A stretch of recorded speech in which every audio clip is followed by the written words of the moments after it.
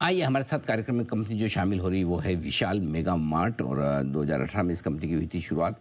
Middle और lower middle class segment पर company का फोकस है। कपड़े, एफएमसीजी और डेली यूज़ वाले प्रोडक्ट्स कंपनी बनाती है और बेचती है। 30 से ज़्यादा राज्यों में कंपनी की प्रेजेंस है। मोबाइल ऐप और वेबसाइट के जरिए भी कंपनी देती है सेवाएं। हमारे साथ कार्यक्रम में शामिल हो रहे हैं कंपनी के मैनेजिंग डायरेक्टर और सीईओ गुणेंद्र कपूर साहब। आपने बिट्स पिलानी से इंजीनियरिंग ऑनर्स में डिग्री हासिल की है, बैचलर्स की। दिल्ली यूनिवर्सिटी से आपने एमबीए की डिग्री हासिल की है। कंज्यूमर और रिटेल सेक्टर का आपको 40 साल से ज़्यादा काफ़ी लंबा गहरा अनुभव है और बड़े दिग्गज संस्थानों के साथ काम करने का अनुभव है, जैसे कि HUL, Unilever Nigeria, Reliance industries. तो आइए कपूर साहब से करते हैं मुलाकात। कपूर साहब, गुड आफ्टरनून, बहुत बहुत स्वागत है आपका। समय देने के लिए धन्यवाद। आज हमने आपको आमंत्रित इसलिए किया है कि आज एक बड़ी ब्लॉक डील हुई है आपकी कंपनी के शेयर में। लगभग 14% हिस्सेदारी बेची है आपके प्रमोटर सम्यत सर्विसेज, इन्होंने अपनी बिकवाली की है। बता सकते हैं आप कि क्या वजह है कि आपके प्राइवेट इक्विटी प्रमोटर जो है केदारा कैपिटल, उनकी कंपनी ये स्टेक बेची और अब उनकी स्टेक कितनी बच गई है? जरा इसके बारे में समझाएं सर। नमस्कार अनिल नमस्कार ji. Sir. Thank you very much मुझे यहाँ आमंत्रित करने के लिए। Thank you sir. आज जो ब्लॉक डील हुई है उसमें हमारे जो दो सबसे बड़े इन्वेस्टर्स हैं, पार्टनर्स ग्रुप और केदारा कैपिटल, ने करीब 14% शेयर बेचे हैं। टोटल वैल्यू थी इसकी 7,500 करोड़। और इसके बाद, ये बेचने के बाद, हमारे इन इन्वेस्टर्स की अभी भी 40% शेयर्स हैं कंपनी में। और मैं ये साफ कहना चाहूंगा कि वो लॉन्ग टर्म में कंपनी की तरफ पूरी तरीके से कमिटेड और एक्साइटेड है। दूसरी चीज अनिल जी, मैं ये कहना चाहूंगा कि अब इस ब्लॉक डील के बाद अगले 5 महीने तक कमिटमेंट दी गई है कि और कोई शेयर्स हमारे इन दो प्राइवेट इक्विटी फर्म्स के द्वारा, पार्टनर्स ग्रुप और केदारा कैपिटल के द्वारा नहीं बेचे जाएंगे। तो आपने बताया कि 5 महीनों तक, अगले 5 महीनों तक दोनों इन्वेस्टर नहीं बेचेंगे, लेकिन क्या ये आमतौर पर जो प्राइवेट इक्विटी फर्म्स होती है, किसी कंपनी में पैसा लगाती है, 8-10 साल के लिए रखती है, नेचुरली एग्जिट भी करती है, 9 साल लगभग हो गया इन कंपनियों को आपकी कंपनी में इन्वेस्ट करके, क्या इसी प्रोसेस का हिस्सा है कि ये स्टेक बेचें और धीरे धीरे 6 महीने, 12 महीने में, साल 2 साल में फिर धीमे धीमे अपनी स्टेक कम करेंगे, इसी पर्पज से? जी, ये आपने सही कहा कि ये बिल्कुल सिस्टमैटिक और ट्रांसपेरेंट तरीके से, जैसे कि सब प्राइवेट इक्विटी कंपनीज करती हैं, अपनी स्टेक कम करेंगे।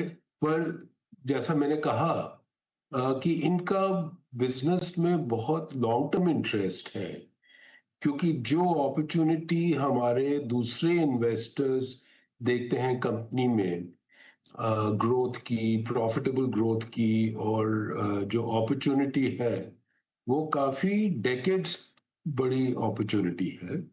तो इनका लॉन्ग टर्म भी इंटरेस्ट है बिजनेस में।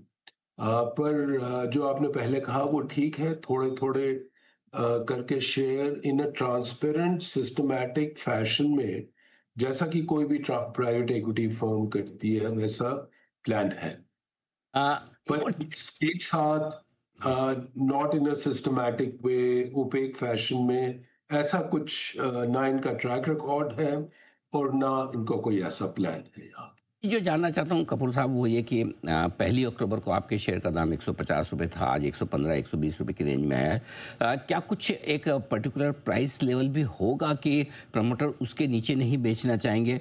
एक तो समय की सीमा होती है, एक प्राइस की भी सीमा होती है कि भाई हाँ, इस प्राइस के नीचे तो हम नहीं बेचेंगे, ऐसा कोई संकेत?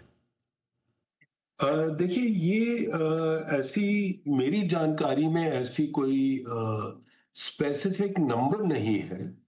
पर जैसा कि आपने देखा, कंपनी की परफॉर्मेंस आईपीओ के बाद हर क्वार्टर में जैसी हमने गाइड की थी, बिल्कुल उसके कंसिस्टेंट रही है।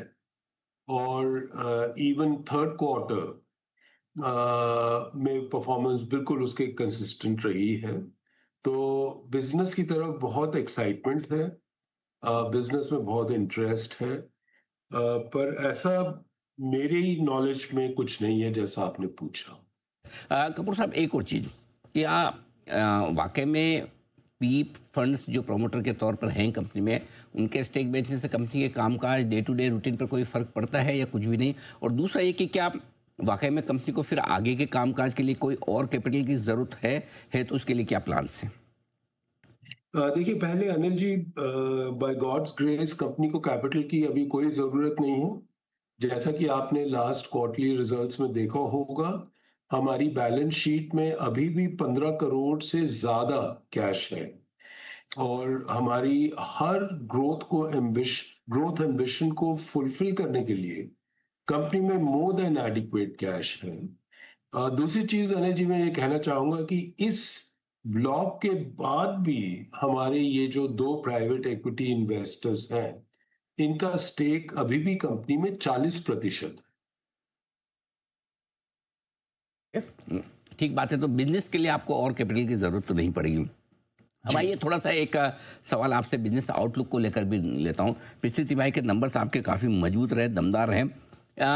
क्या कुछ जो डेवलपमेंट हुए, चाहे वो पिछले साल जो 2025 में बहुत कुछ हो गया, टैक्स कट हो गया, इंटरेस्ट रेट कट हो गया, जीएसटी कट हो गया, उसका जो बेनिफिट मिला है आखिरी तिमाही में, दिसंबर वाली तिमाही में, क्या वो जनवरी से मार्च की तिमाही में भी आगे बढ़ता हुआ दिख रहा है? सर जरा एक आउटलुक दें बिजनेस को लेकर। अगर जी शॉर्ट टर्म में तो कुछ भी कहना थोड़ा सा ठीक नहीं होता, लेकिन जो भी डेवलपमेंट्स हुई हैं लास्ट ईयर, जैसा कि आपने बताया कि जीएसटी रैशनलाइजेशन हुई है, उसका पॉजिटिव इम्पैक्ट हमारे FMCG business, general merchandise business और अपैरल बिजनेस तीनों पे हमारी उम्मीद है कि हम लोग देखेंगे पॉजिटिव मैनर में। दूसरा, इससे पहले जब मिडिल क्लास कस्टमर्स के लिए इनकम टैक्स रैशनलाइजेशन हुआ अप्रैल में, तो वो भी बहुत ही पॉजिटिव डेवलपमेंट है। तो इन सब डेवलपमेंट्स को अगर मिला के देखें तो फ्यूचर के बारे में ऑप्टिमिस्टिक होना बिल्कुल लॉजिकल है। को लेकर ऑप्टिमिस्ट होना बेहतर है और अच्छा रह सकता है आगे। कपूर साहब, बहुत बहुत धन्यवाद, आपने समय दिया और इस पूरे डील से रिलेटेड और बाकी सारे आउटलुक को लेकर भी आपने हमारे दर्शकों के सामने राय रखी। Thank you so much sir. जल्द आपसे फिर मुलाकात होगी। गुरेंद्र कपूर साहब, एमडी सीईओ विशाल मेगा मार्ट के, साफ करते हुए कि प्राइवेट इक्विटी फंड्स हैं, आमतौर पर 9 से 10 साल के लिए इन्वेस्टेड रहते हैं। ये 9वां साल चल रहा है तो जाहिर सी बात है अपनी थोड़ी थोड़ी स्टेक बेचेंगे भी। और आज की 15% की ब्लॉक डील के बावजूद अभी भी 40% स्टेक उनके पास में। हाँ, ये बात ज़रूरी है कि अगले 5 महीनों में फ्रेश बिकवाली दोनों प्रोमोटर्स की तरफ से नहीं आएगी।